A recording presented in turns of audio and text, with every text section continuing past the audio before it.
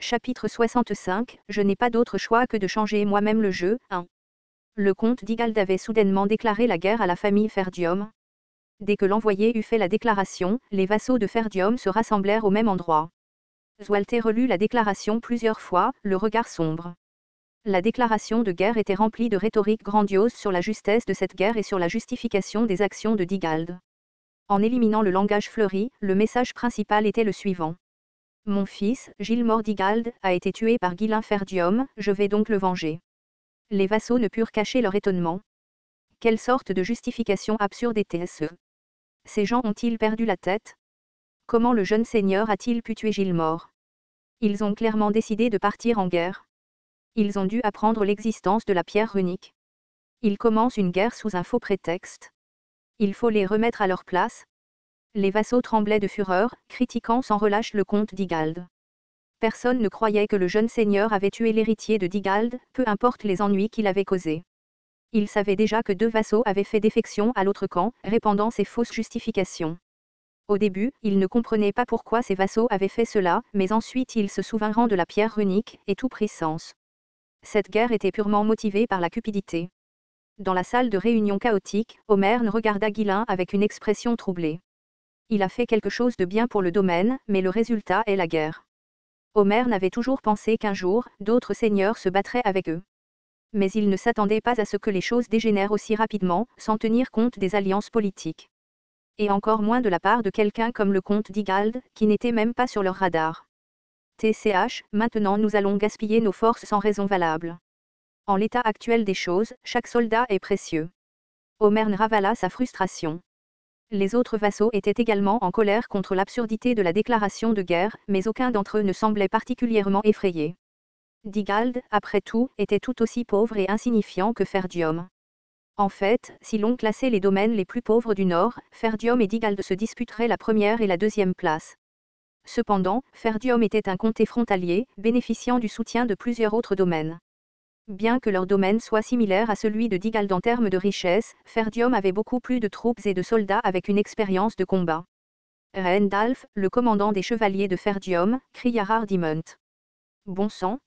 Ils veulent se battre. Il n'y a pas besoin de trop réfléchir. Sortons et écrasons-les. Bien que la guerre n'ait aucun avantage réel, une fois qu'une déclaration avait été faite, il n'y avait aucun moyen de l'éviter.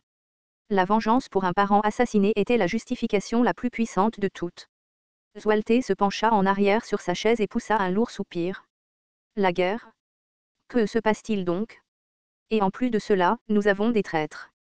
Le fait qu'il devait maintenant partir en guerre était troublant, mais ce qui le peinait encore plus était qu'un vassal de longue date ait trahi Ferdium par cupidité personnelle. TCH, les choses vont devenir encore plus difficiles à partir de maintenant. Pour un domaine comme Ferdium, qui luttait quotidiennement, la guerre n'était rien de moins qu'un désastre. Même s'il gagnait, le coût de la bataille serait immense et il serait difficile de reconstituer la main-d'œuvre perdue à cause des pertes. Particulièrement pour un endroit aussi à court de ressources que Ferdium.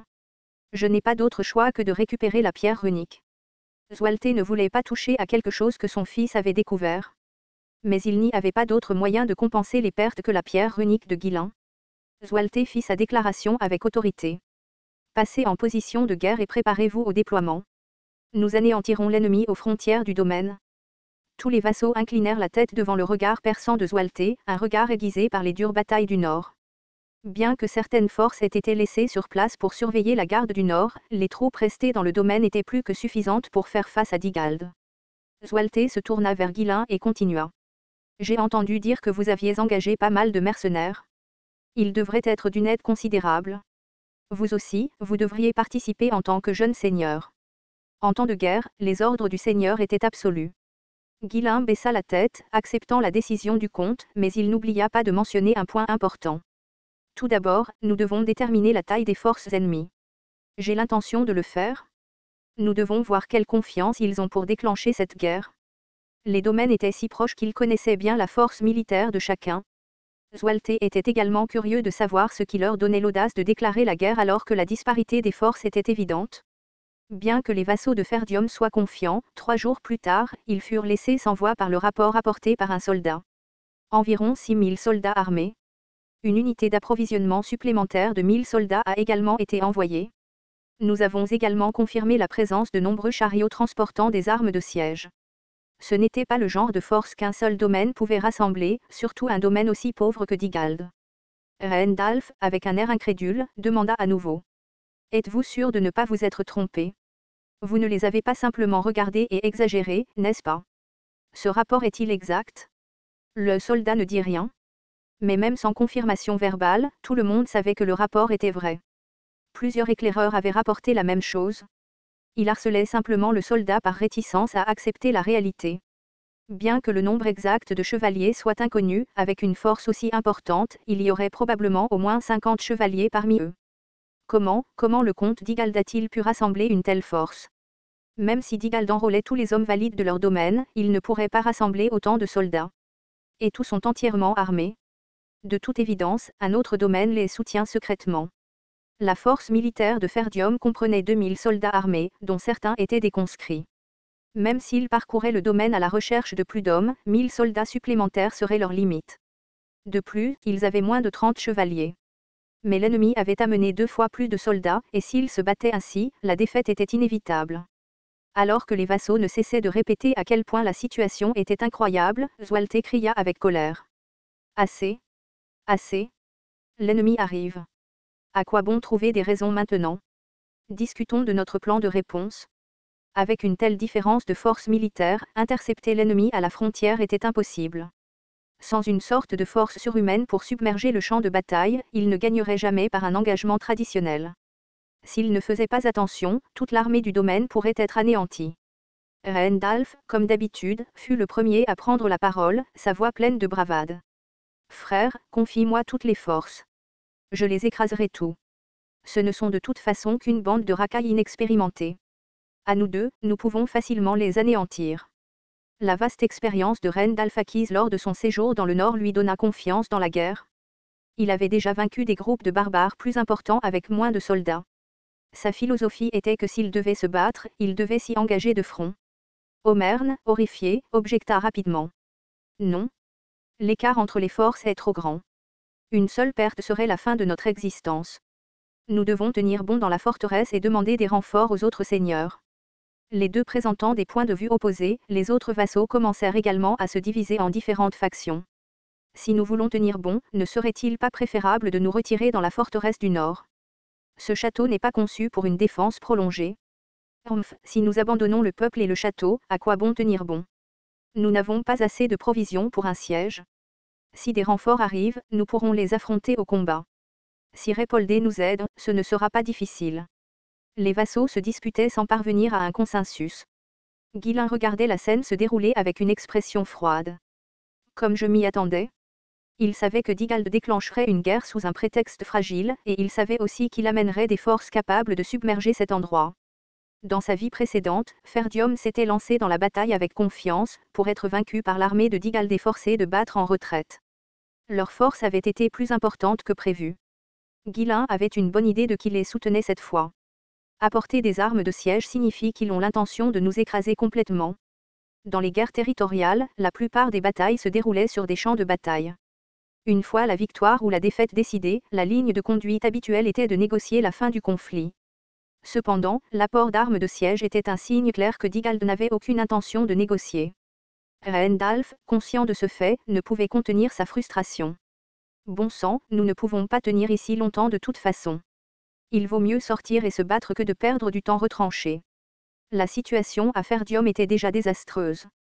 Il manquait de ressources pour résister à un long siège. Il n'avait pas assez de nourriture ou d'armes défensives pour monter une défense prolongée. Avec nos réserves de nourriture actuelles, il n'y a aucune chance que nous puissions tenir un siège prolongé. Nous devons mettre fin à cela rapidement. L'ennemi, avec sa supériorité numérique, allait inévitablement encercler le domaine. S'il attendait trop longtemps, leur force mourrait de faim, le moral chuterait et toute mince chance de victoire s'évanouirait. Randalph affirmait qu'il valait mieux frapper tant qu'il avait encore la force de se battre. Alors que Zwelte fermait les yeux, plongé dans ses pensées, il se tourna soudain vers Guilain et lui demanda. Que penses-tu que nous devrions faire? Il ne s'attendait pas à ce que son fils, qui manquait d'expérience de la guerre, lui fournisse une solution. Toutefois, étant donné que Guilain avait réussi à nettoyer la forêt des bêtes, il semblait utile d'au moins entendre son avis. Je pense que nous devrions demander des renforts et tenir bon dans le château, répondit Guillain. H.M. Zwelte haussa un sourcil, surpris. Étant donné la nature de Guillain et le fait qu'il avait des mercenaires sous son commandement, il s'attendait à ce qu'il propose d'aller se battre. Il pensait que son fils voudrait saisir l'opportunité de gagner la gloire, mais la réponse de Guillain fut bien plus prudente qu'il ne l'avait prévu. Cependant, Guillain préconisait une stratégie défensive pour une raison différente de celle des vassaux. Il n'y aura pas de renfort. Et même s'ils viennent, ce ne sera rien de plus que le contre-rogue. Dans sa vie antérieure, aucun des domaines voisins n'était venu en aide à Ferdium, à l'exception du père de Cannes, le contre-rogue. Même à ce moment-là, le contre-rogue a finalement partagé la chute de Ferdium. En d'autres termes, demander des renforts ne servirait à rien. Néanmoins, Guillain suggéra de demander des renforts et de tenir le château. Il avait besoin que les choses se déroulent selon ses propres plans. De cette façon, je pourrais anéantir l'ennemi avec un minimum de pertes. Après une longue délibération, Zwelte donna finalement ses ordres aux vassaux. Envoyer un message aux domaines environnants et demander leur aide. Nous devons les informer le plus rapidement possible. Transférer également toutes les forces et les fournitures restantes de la forteresse du nord au château. Frère, l'ennemi nous atteindra dans une quinzaine de jours, cria Rendalf à haute voix. Le domaine de Digald était situé au sud-ouest de Ferdium. Même si l'infanterie avance lentement, l'ennemi pourrait les atteindre en 2 semaines environ. Zwelte hocha la tête et parla d'un ton apaisant. Je n'ai pas encore pris de décision définitive. Mais si nous recevons l'aide des domaines voisins, nous pourrons réduire les dégâts, ne serait-ce que légèrement. Je déciderai quand j'aurai vu comment les autres domaines réagissent. Rendalf recula un instant, même s'il n'avait pas beaucoup d'espoir de renfort. Les domaines environnants n'aideraient Ferdium que dans la mesure où ils ne s'effondreraient pas complètement. C'était parce que Ferdium servait de tampon, défendant contre les nuisances des menaces extérieures le long de la frontière. Cependant, ce n'était pas nécessairement Ferdium qui devait jouer ce rôle. Même si Digald prenait le contrôle de cet endroit, les autres domaines ne s'en soucieraient pas. Que ce soit Digald ou Ferdium, cela n'avait pas d'importance pour eux tant que quelqu'un gérait la frontière. Pendant les jours passés à attendre des réponses à leurs demandes d'aide, l'ambiance au sein du domaine devint de plus en plus sombre. Et lorsque les réponses tant attendues arrivèrent enfin, même les vassaux qui s'accrochaient à l'espoir ne purent plus éviter le désespoir. Le comte Répoldé dit qu'il ne peut pas aider en raison de problèmes internes. Zimbar a également exprimé son refus. Le soldat envoyé au comte Rogue a perdu le contact. Il y a une rébellion dans le domaine de Willem.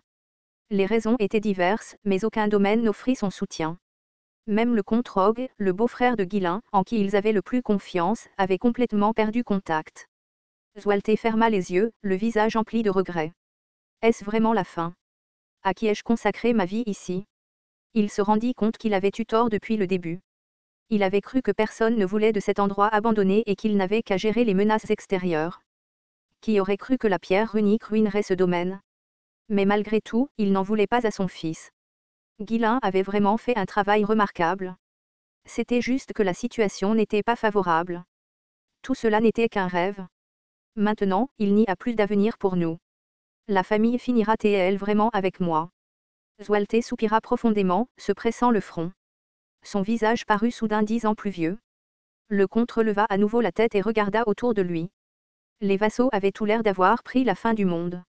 Omer et Albert, le visage pâle, restaient silencieux, incapables de parler. Seul Rendalf respirait encore lourdement, débordant d'esprit combatif.